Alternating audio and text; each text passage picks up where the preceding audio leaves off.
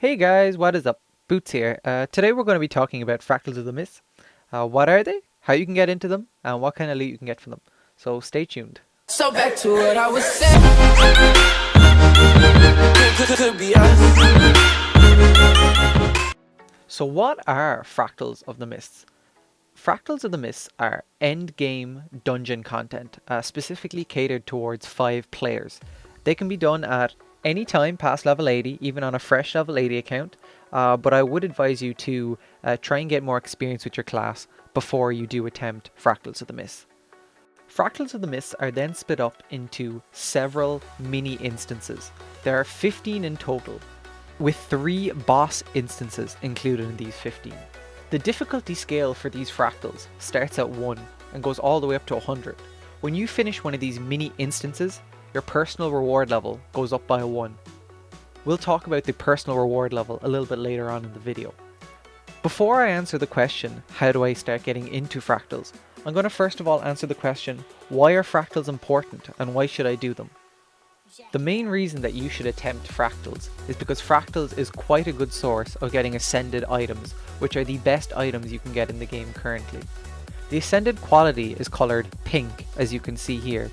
Having full ascended berserker gear, like my warrior has here, gives an average of about 12.5% increased damage over the exotic counterparts.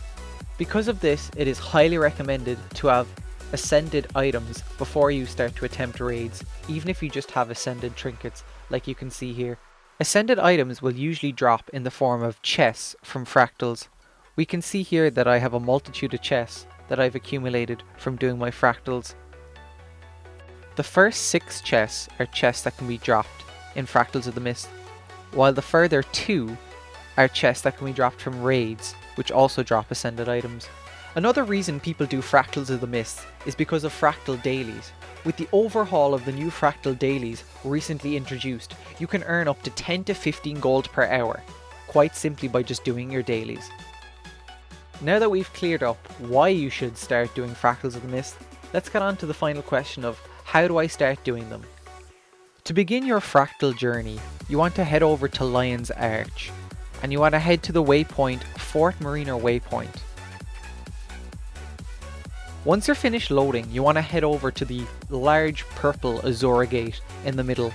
We can see here on the minimap that if I hover over my cursor, it'll say Dungeon, Fractals of the Mist. This is definitely the place we want to go.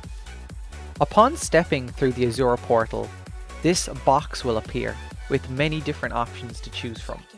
The flavor text reads, "This portal leads to a mysterious destination. Many adventurers have entered, few have left."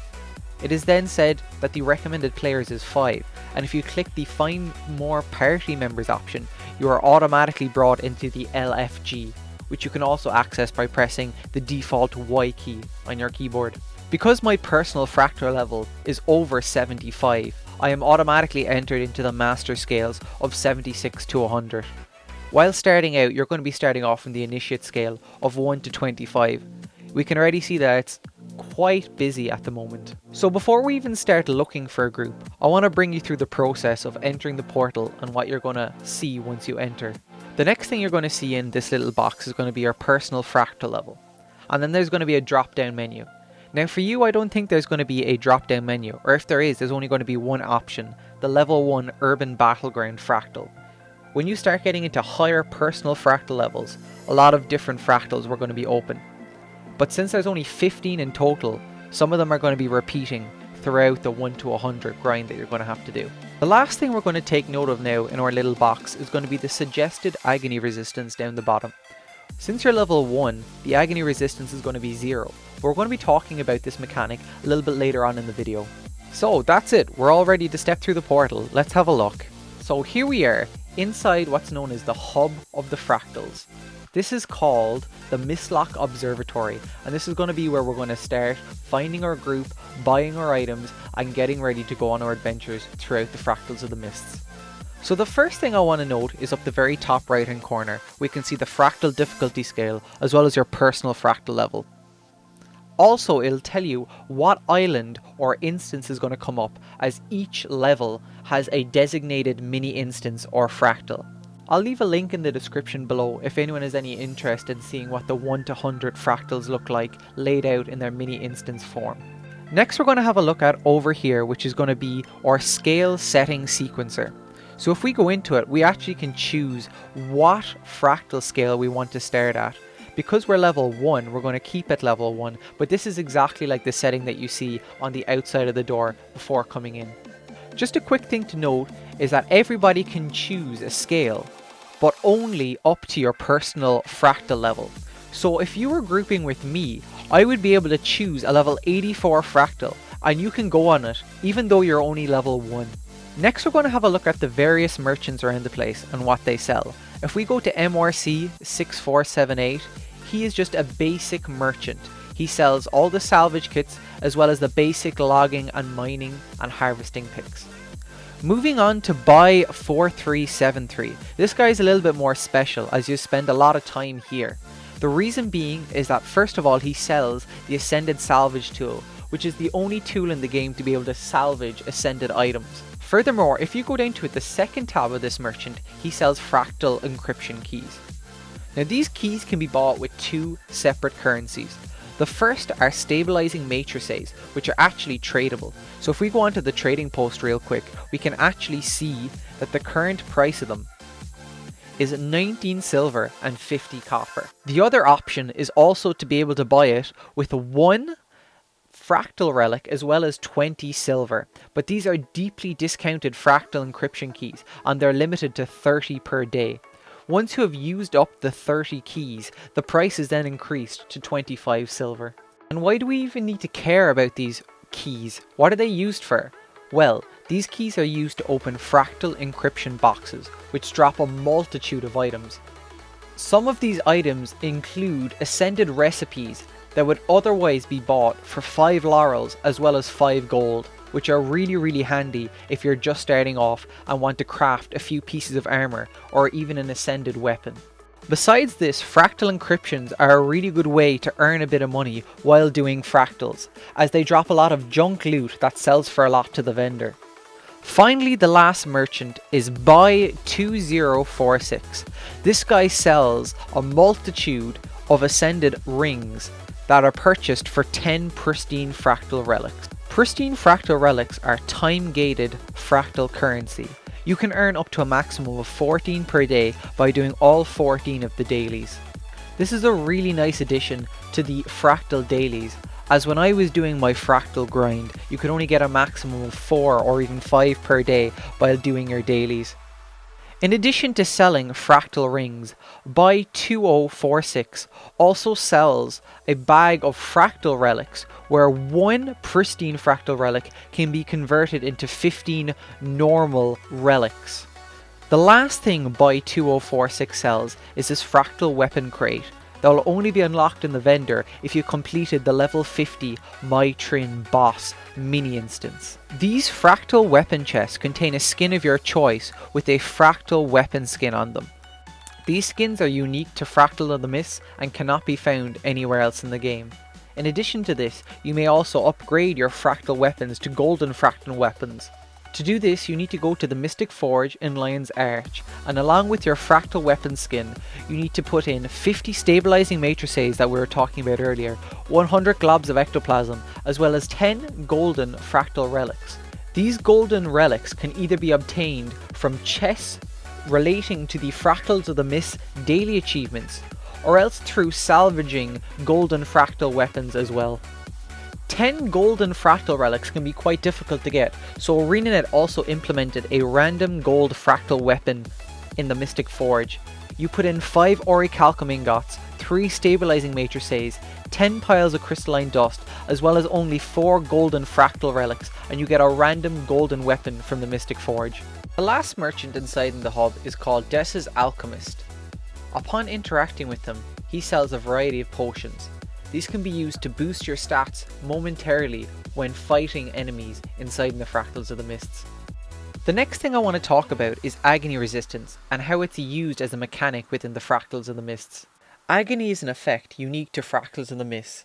It removes a percentage of the player's health every second and also reduces received healing by 50% per stack.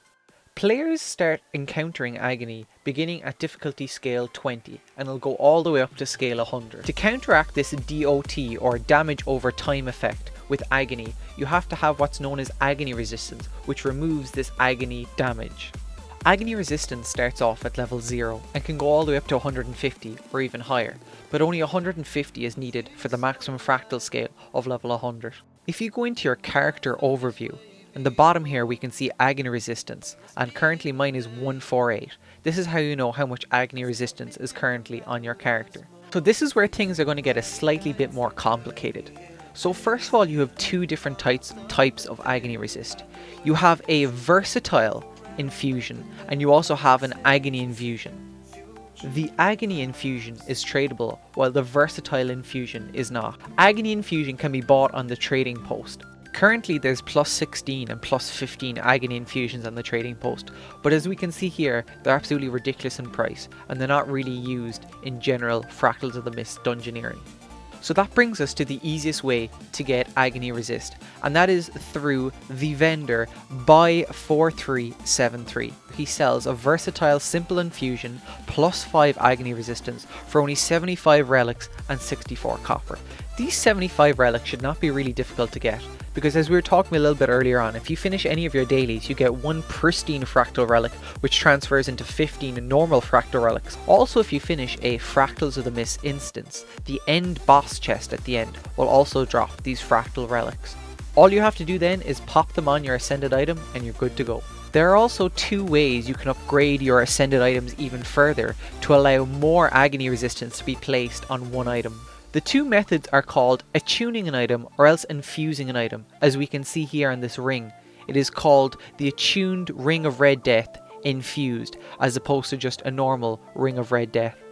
This allows me to get 2 more Agony slots on my ring for a total of 27 Agony Resistance instead of a 7 Agony Resistance that we can see here. You can only attune ascended rings, while you can infuse both rings and backpacks as well. So since Agony scales with the level of the fractal that you're doing, once you get into level 20, a bubble appears at the Locke Observatory hub. Upon stepping into the bubble, you're going to be inflicted with Agony, which is the agony associated with the difficulty scale that you're trying to complete.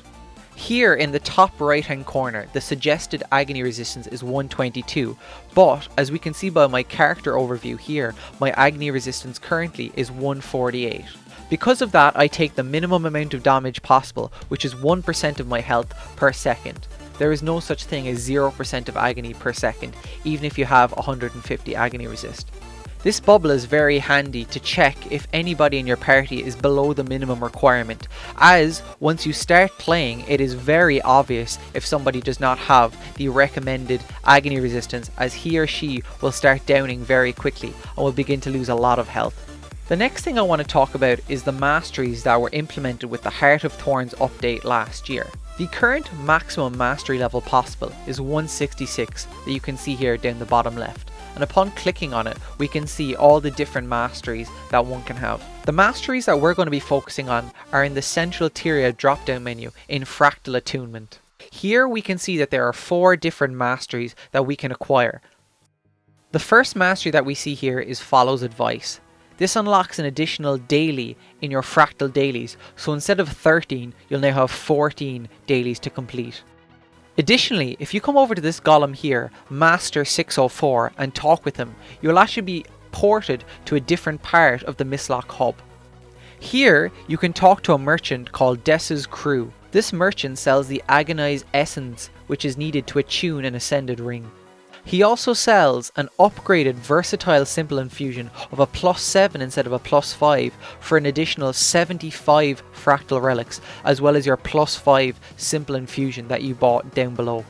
The last pane of this merchant also sells an infusion extraction device, which is really handy. What this extractor does is extracts the infusions from an item without destroying the item itself. To head back downstairs, all you have to do is talk to Master 604 again, and he'll send you back to the lab. The second Fractal Mastery, Agony Channeler, basically gives you extra rewards for completing Fractal scales. The third Fractal Mastery, Recursive Resourcing, gives you extra loot from these Fractal encryption boxes that we were talking about a little bit earlier on, and also from the chests that you get for completing the daily Fractal rewards. The fourth mastery, and in my opinion the most important one, is Mislock Singularities. These are shields that are scattered throughout the different fractal scales. Upon picking up a Mislock Singularity, it gives you, well, a shield. What happens is it gives you +5 Agony Resistance, as well as if you were to go into the down state, it instead heals you for 25% of your total health pool.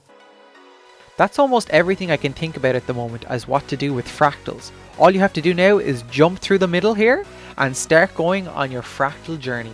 If you'd like to know the different strategies associated with the 15 fractals, or else you'd like to know how to get this backpack, this is the legendary PvE backpack called Ad Infinitum, which can only be unlocked by doing fractals regularly, then please leave a comment down below. Also, I make these guides for your enjoyment, but also to help you understand the different mechanics and the different things that you can do in Guild Wars 2. If there's anything else you'd like to see me do, please don't hesitate to let me know. I also stream regularly on Twitch, the links will be down in the description. Thank you very much guys for watching, and I'll see you in the next video.